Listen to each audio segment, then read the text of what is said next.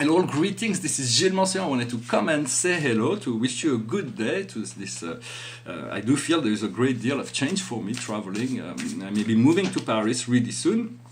I'm going to pull out 4 cards to see what may be the highest wisdom for us today. First, from the Archangels, and it is the Ace of Gabriel. Passion, opportunity, inspiration. The occasion to do something marvelous is opening itself to you. Rejoice. So it is very much about that. It's about understanding the potential, the possibility.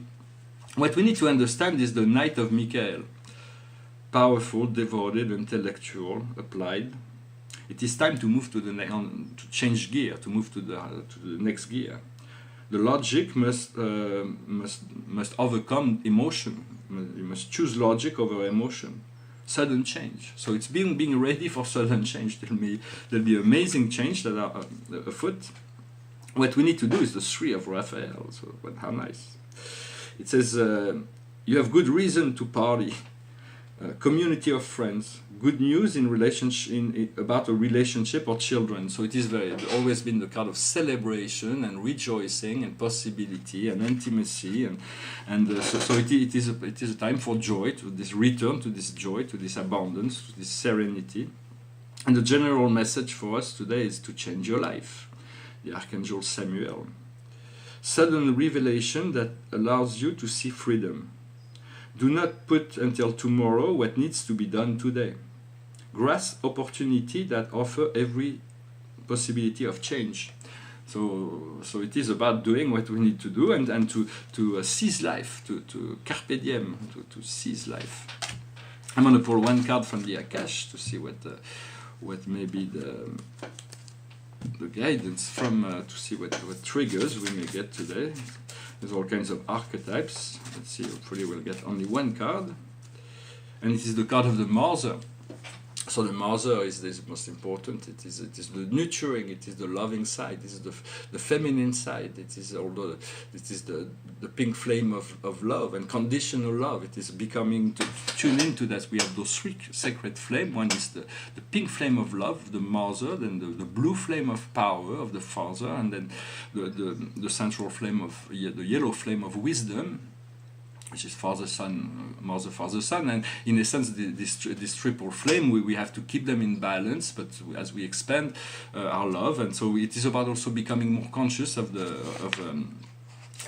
Mother Earth, also understanding the Earth is a mother. She has given us everything we have and everything we know. We have in our memory, except for those who have memories of past life outside of the Earth. So everything we have, we owe it to the Earth. And so to be conscious that the Earth is a mother to us. There may be a very big cosmic event that may transform the monetary system. For that's something that's been expected for a long time, but it might finally come.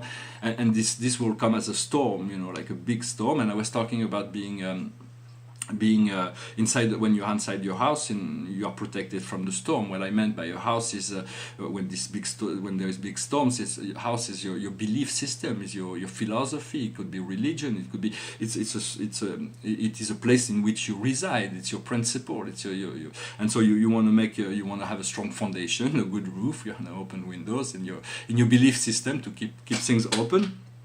I've been looking into certain study in relationship to physics, chemistry, biology, and in essence, the truest form of life that we know is the cell. The cell is this magnificent. We are made of billions of cells. Yes, we don't know. It's the first dimension.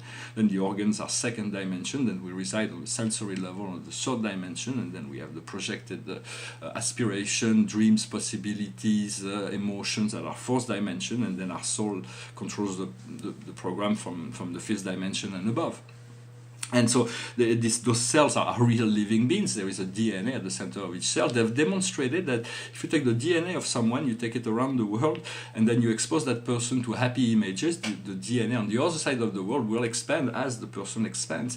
And if you show violent images, the DNA will shrink on the person, and it will happen. So there is something very magical. They are cosmic strings. So we want to work with our DNA to infuse it with love and light always. DNA is a polymer. It's a very complex molecule. For molecules are made of atoms, and the atoms are made of particles. So eventually the electrons of our body, for everything that's made mostly of electrons, and we know scientifically that most of what is matter is actually 99.99999% void, emptiness, for we live within this great void, and then there is a manifested reality within this void.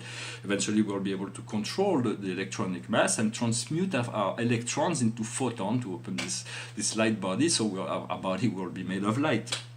So this is just I just thought I mentioned that.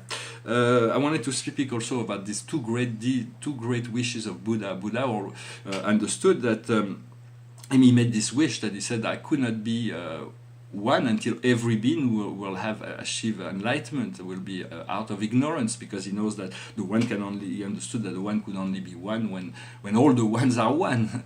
But in a sense he was censured by God, who said, well, forever there is an eternal process. Of course, at the end of the process all the ones will become one, but there is an eternal unfoldment where God will need ignorance, will need darkness to continue the expansion of the universe until light will have conquered all. But it is a very long time. So in many sense the Buddha could not achieve that true knowledge, which is the knowledge of God, because in a sense first we come to the earth to experience the knowledge of the impure thing, of the heavy thing, of the vulgar. Then we move into the knowledge of the pure things, the light, the sophisticated, the elegant, the subtle. But then once the Buddha has moved into the sphere of nirvana, he has returned to the eternal light of life, the source of the great void, the nirvana. But God told him that although he had achieved that, he had to go back into time and space as a bodhisattva to bring his light into this impurity, in order to integrate the sum total of pure and impure, to have the balance of impure and impure, which of course, as individual, we want to move from impure to pure. We do not want to play with anything that is dark. There's absolute, but it has to be accepted as part of the evolution growth process of the universe, not associating with it, but understanding and integrating those parts, so that allows us to move all things from a subtle plane. I hope you will make sense of that message. In a sense, we have to let go and let life, to move away from our process, so we can let God reveal life, what he believes, what God knows is the best life for us, and God knows all things. The highest wisdom, of course. So we need to navigate in this central road between darkness and light, between evil and between good and bad, and it's like super light. So that allows us to not be in this opposition between darkness and light, all the way back to follow the yellow brick road, all the way back to the source. Well, I hope this message was interesting for you. I hope you will enjoy those times, for it's much to be enjoyed. Here it is an astrological painting. That's the first one I did on this series, with over 100 planets and some of the moons also of some of the other planets.